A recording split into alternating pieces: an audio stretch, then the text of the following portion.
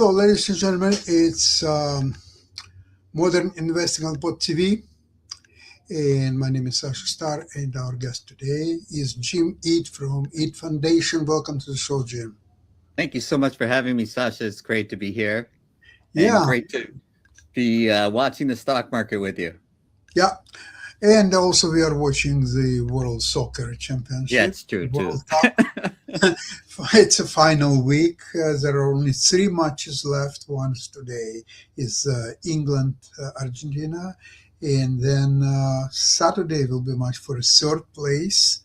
It will be France against loser of today's Right, match, right, and Sunday is a great final: Spain against winner of today's match.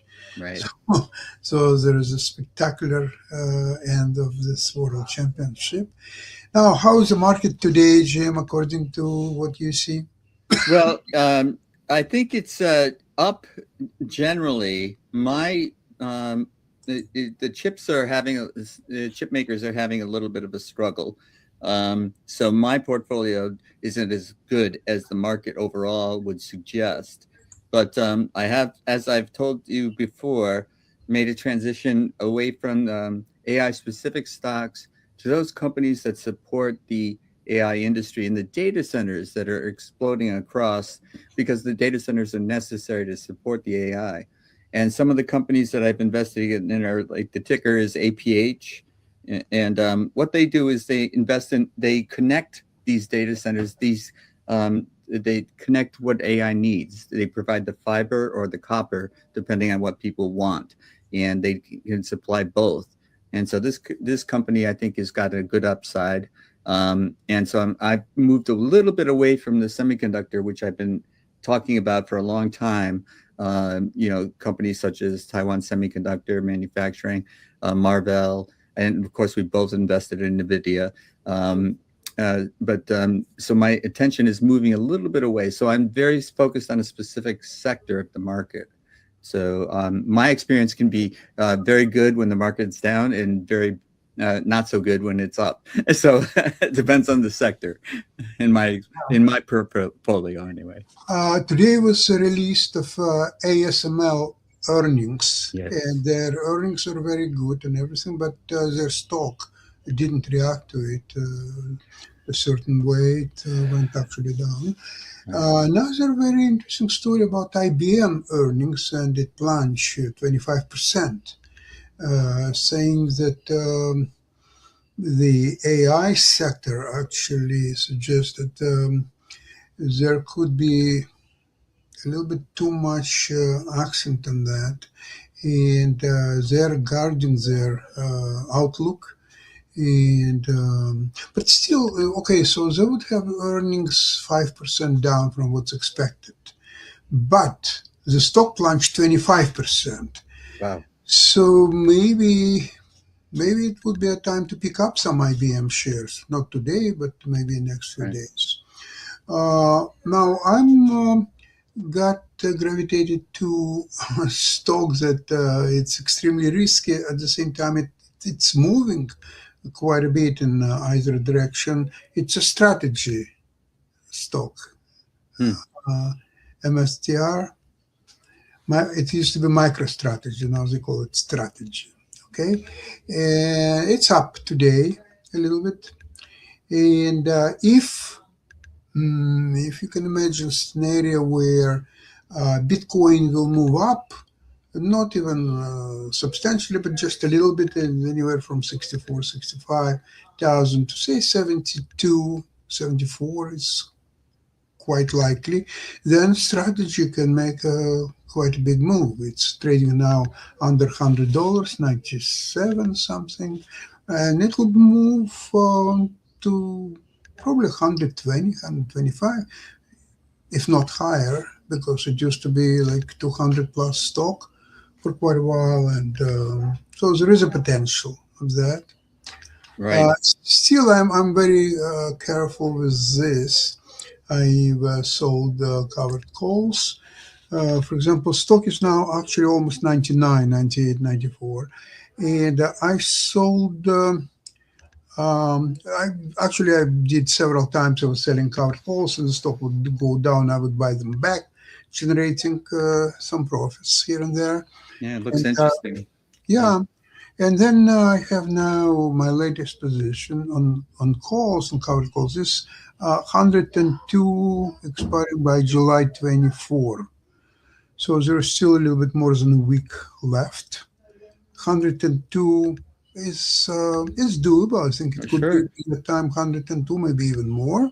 So if that will happen, I will defend my position. I will buy back these calls and will issue new calls at probably August, some date, whatever I haven't determined yet, and with a strike probably around 105, maybe 107.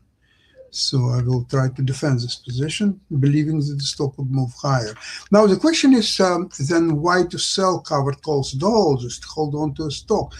I would gladly do, but I still can see a lot of volatility in this stock, same as in Bitcoin. Yes, of So course. it can move up and down in a very volatile move. So at least that creates me a cushion. See, these calls are now, say, $4 a piece. So if stock is about 99, so if it goes down to 95, I'm still protected. Right. Especially that my buying price of strategy is 95.91, so 96 essentially. So 96 minus 4, 92. So if stock will go all the way down to 92, I'm still protected. Right. Now, if you go to higher prices, first of all, even if I will not defend the position, I will still come on top because if my price is 96 and stock will take in away at 102, so it's already $600 and $4 that I got for a call. So it's still $10 for each position. Right. So I'm prepared to live with that type of scenario. Yes. So it's Yeah. a good strategy, especially with the volatile stocks. I don't have the stomach for them that I used to. Yeah. But this one seems like it will move up and down Yeah. quite a bit. But just in the last 3 months, it's been very high, and lower, and so it's and especially when you're protecting yourself, as you said, it's a good strategy. Yeah, I think it's a good strategy, and especially it's very important what you think about Bitcoin, where Bitcoin is going to move. Right. I think Bitcoin was down for quite a while. I think it formed the base. I think it can move up. It's not going to move up to 120 some dollars, but I think 70, 72 is quite achievable. Well, the thing about Bitcoin is, what is Trump investing in with cryptocurrency? And that's where the Saudi money is going to go. And Yeah, okay. I wish I would know what he's investing. You know what? I uh, I don't know really what he's investing now, if he investing at all, because he has a lot of problems to deal with beside crypto, and crypto was exposed. Actually, I'm not sure if you are aware of latest publication from BBC about the crypto billionaires, and they identified 12 people who control wealth of half of total wealth of 8 billion people living on earth. Half of all the assets is controlled by 12 people.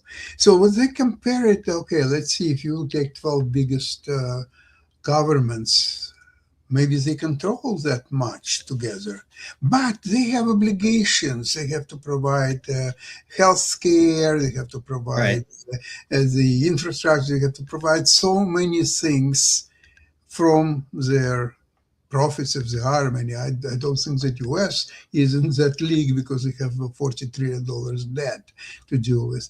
But still, they have a lot of obligations. These 12 people, they don't have any obligations. Right. So they control an enormous amount of wealth, which is not under anybody controls except these 12 people.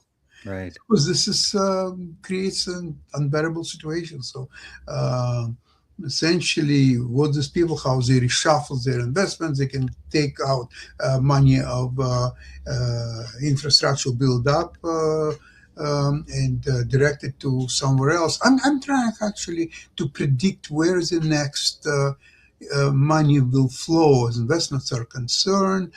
The problem with that is, first of all, you cannot pinpoint the sector, you cannot pinpoint the date. So in a way, you have to take a plunge and be prepared to bury the losses, not significant ones. I'm not prepared to gamble anything heavy on this. Preservation of principle. Yeah, absolutely. The only thing is, I'm getting a little bit attracted to supercomputers these days because quantum computers. Yes. Yeah, SMCI, Rigetti Computers, something like this. Not that I love these companies or I believe in these companies, but simply because they're beaten up so much that could attract some money that people are taking out from the chips now.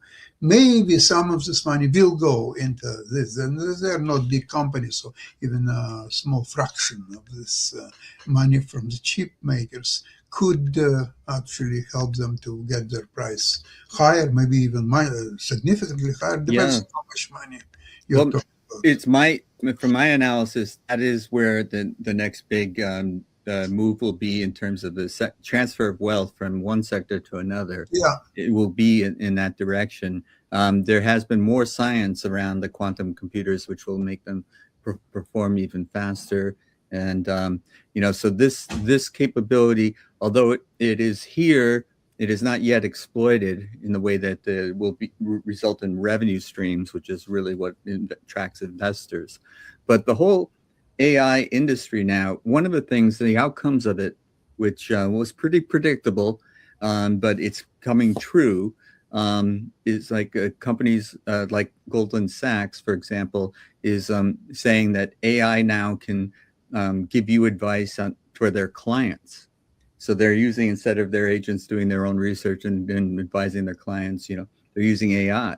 And what that means is that a lot of people are going to get the same kind of advice. And so they're going to invest in the same things. But the money that you're talking about that's concentrated in the very few hands, they are moving in a different direction. So the AI is tracking the past, and they are moving into a future direction. And when you can predict the future direction, that's when you can get enormous returns on your investments. Yeah. When you're doing what everybody else is doing, not so much. If the market is going up, everybody, all boats rise, so that's fine. But predicting the next future, and I think the quantum computing companies and those companies that can end up generating revenue will be the next great gainers. They'll be the NVIDIAs of the future. Yeah. Actually, I'm not giving up on NVIDIA. I think that in few months, price of 250 is quite achievable. They're performing spectacularly. The revenue streams are just eye-opening every time. Yeah. Absolutely, and they're creating new partnerships, and they're quite active there. But for me, NVIDIA is not necessarily the part of portfolio, or even I'm talking about fund portfolio, that I would necessarily have to have. In fact, my large position in NVDY is tied up to NVIDIA quite handsomely.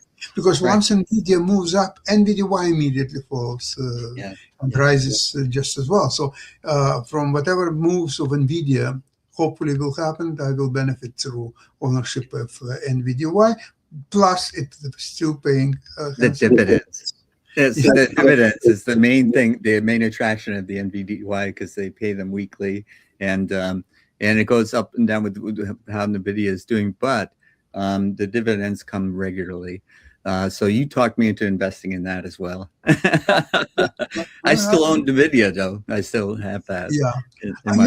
I used to, I own NVIDIA from time to time, but sometimes I'm selling covered calls, so it's taken away. So I don't defend the position because if you go, see, NVIDIA kind of a volatile stock, it achieves certain plateau and then goes down.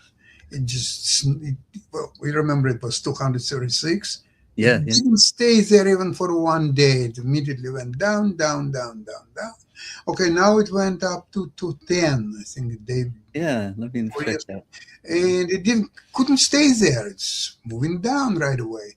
So okay, so but when it moved to recently to 210, then NVDY moved considerably higher as well. Right. So I decided, okay, I can participate in NVIDIA through NVDY for time being, but there will be a time, I think by the end of the month, I will still pick up some NVIDIA stock simply because at the end of August they will have a report and It'll be good. usual story, yeah, Yeah. will be good. And stock may start moving before the report. Actually, on the report day, it could move down, but before the report, it could Yeah. move a little bit higher. I'm not talking about 250 right here and there, but maybe 215, 220. It's quite possible. Oh, I think so. And one of the interesting things about NVIDIA is, I owned it and I made a nice profit and I sold it, and then they split, and so I Yeah, bought it of again, course. and so now I have a nice profit again, and I still don't think it's achieved its upside. The problem I see is it's got a 5 trillion market Valuation. capitalization. So that's so expensive and so much money. The upside I think is somewhat limited, but the market analysis that I see is that still the like Morgan Stanley, for example, still thinks it's its top pick. So Jim, I don't know if you're aware that there are quite a few analysts. They're talking about NVIDIA on its valuation price per earning ratio. Yeah. It's by far the cheapest stock in AI. Yeah. Yeah, and because of the earnings, and that's really what I pay attention to. And even though we've talked about this in the past, the people can expect revenues, and so the revenue report can be really, really good, but they were expecting more, so a stock can take a little hit when the revenues come out because people were disappointed. They were disappointed because their expectations were so high, but their expectations are so high because NVIDIA keeps meeting them or exceeding them so often. And so when a company is doing that, I'm still holding it. And I've also done the NVDY as well to participate in the dividends as well. But I do think that, the other stock that has done extremely well is AMD. AMD Not is today, but not today. not today, but overall, Overall, yeah, they've done quite good. it's over double the position that I had. And yeah, it is a little down today. But if you look at the last 3 months from March to July, Yeah, it's up 300%. exactly. So in this case, AMD ownership of the stock was much more beneficial than NVIDIA, Right. I must say. And so this is one of those old, I used to call them old dusty chip makers like Intel. And Intel has not had, Intel got a big boost from the CHIP Act. And I think, didn't Trump invest in Not Intel? Trump, but U.S. government. Yes, that's right. That's right. Not one and the same. It's a real thing when government would buy the equity position in one of the companies. It's Yeah, I think that is unusual situation. it is very, very wrong on many levels. But in any case, Intel's gotten a lot of cash, but AMD seems to have been positioned more appropriately for the AI change in Their revenues their generating. products are just more advanced than Intel in this situation. So that's very important. So Yeah. Intel has to come up with a lot of new products. They've got a lot of catching up to do. Right? Yeah. Okay. Even if they have money, that doesn't guarantee development of far better and powerful products. Right. So that's where Intel's program, at least for time being. Also, we're talking about chips and their usefulness. there are a lot of new partnerships like NVIDIA, what's doing. And now I've heard a lot of, for example, partnerships with the um, biochemical and drug industries. For example, a company like Pfizer can really benefit from that because the development of new drugs will be so much more effective with the AI. So that would benefit Yes. companies like Pfizer and there's many others in that field. Yes. So, but I have Pfizer though in my core portfolio Uh-huh.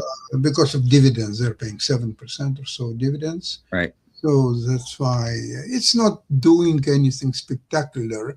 It's been like around $25 for quite some time, but they're paying dividends. And who knows, maybe create at the end of the day, it will be a base from which Pfizer could go up to maybe Right. $30 or so. That's quite possible. Plus, they can increase dividends, maybe buy their own stock, which would help the price action for Pfizer. So Right. there are a lot of positives on that, and I see that it's kind of you can sit on it for quite a while because the downside on Pfizer is very limited. It may go up Right. to occasionally $23, 24 something, but it's sitting there very nicely. I think it create a base sooner or later. They will perform. Right. I think And 7% will keep you in, it'll preserve exactly. your capital and is above inflation. So, inflation is probably going to rear its ugly head with what's going on with the, you know, I no longer really believe what the White House is saying. They're going to slap tolls on ships, oil ships that are coming through the Strait of Hormuz, and then they aren't. So it's sort of like there's a treaty, then there isn't, and so the um, news. I think people are on the inside are profiting from whatever the announcement is going to be, but people such as myself are on the outside looking in, so we can't predict what's going to happen, and so I'm staying out of those things that are definitely affected. But even with whatever's going on in the geopolitical world, I think the AI companies and eventually the quantum companies are going to be pretty much inured from any negative flows of that. But it is affecting the world economy, and we're still Yeah. part of a global economy. Whether we pretend otherwise or not, we still are, if the world economy suffers, we will pay the price as well. Well, the problem with the prices of oil is that how many times Trump says that the United States is not part of the countries that will be affected by closing of Strait of Hormuz or so on. So why, when the world price going higher, then the prices on U.S. gas stations are going higher just as well, in Yeah. spite of the fact that U.S. has plenty of oil. So that's kind of a strange development, and it's not very good for Trump and the upcoming midterm election, because if no, he's threatening now full-scale invasion, and but None. it may be just a talk. I don't think that. I think he's just talking. I think even although he's fired the great advisors that he had and replaced them with mediocre ones, I still don't think that they're going to let him just follow, because sometimes they just say what Trump wants we'll do. Yeah. But that would be so the country would not re-elect people who supported that type of operation. Yeah, I agree. So a midterm election is getting closer and closer. So let's see. There is August, September, October, 3 months, 3.5 months left. And what there may be some sort of October surprise that we can't anticipate. That's true. That's true. Yeah. Who knows what that will be? Yeah, absolutely correct. So in this kind of a world, we have to stick to something what works for us and follow the market, make adjustments if and when needed, and not pay much attention to today's full-scale invasion. Now we have a memorandum. Now we don't have memorandum anymore. Yeah. And it's changing every We have hour. a blockade. We don't have a blockade. We have a blockade. Yeah. Though we're gonna now charge everybody 20% for the Oh no, we aren't. Yeah. no, we decided not to. So this is kind of. I think he just desires to be in the news all the time. Yeah. Doesn't matter what he says, but he's in the news, so people are discussing that and thinking about that and so on. That's basically all he wants. And he also throws temper tantrums, and then sometimes he changes his mind the next day because he was just mad when he said it, and sometimes there's nobody to give him a timeout, but he needs it from time to time. Yeah. He would be better off just to play golf. I know. In Mar-a-Lago and just forget about Iran and but he wanted to be on Mount Rushmore. He wants the Nobel Peace Prize. Yeah. He wants all these monuments with his name on it, and so this is what he really wants is like a eternal respect or something like that. Homage to him for the rest of his life. I think Nobel Committee would be wise to invent a new Nobel Prize, a war prize. Oh gosh, a Nobel War Prize. And we don't have a Department of Defense anymore. We have a Department of War. So Department of War, and then Trump could have a great chance. Actually, there would be no competition; he would just get it. Yeah. all the way. Well, Jim, thank you so much for today's program. We are going to get ready for England-Argentina match. Yes. Today in about an hour and a half. What about the Spanish goalkeeper? He's had so many shutouts. He hasn't allowed a goal yet. Do you think that's going? Belgium, Belgium scored against Spain. Oh, okay. But my mistake. Belgium was much more potent against Spain than France. Yes. Yeah, that was a tougher match. You're right. I remember now. Yeah. Was playing probably their worst match in generations. Yeah. And although I must admit, Spain beat them now 3 times in a row. Yeah. And that didn't seem like a fluke yesterday. No, yesterday. Actually, my predictions was right. I had a bet that Spain will move into final. And why I had that bet was I figured out that as long as Spain will control the midfield, which they seem to be doing, France has no chances because they need supply ball to like Mbappe and others. And if they don't have the ball, if Spain controls the ball in midfield, that's it. Okay, Spain was very lucky, of course, with the penalty at the beginning of the game. It was a lawful penalty. I have no problem with that. But it could not happen in a normal scenario. That wouldn't happen. So there will be still 0-0 game and there would be fight. But once France started to lose 1-0, so they have to score now to equalize. And how to do it if you take chances. Don't have the ball? Yeah, right. Yeah. So you get more reckless with your play. Yeah, that was a fantastic. All right, so we will enjoy. Looking forward to today's match.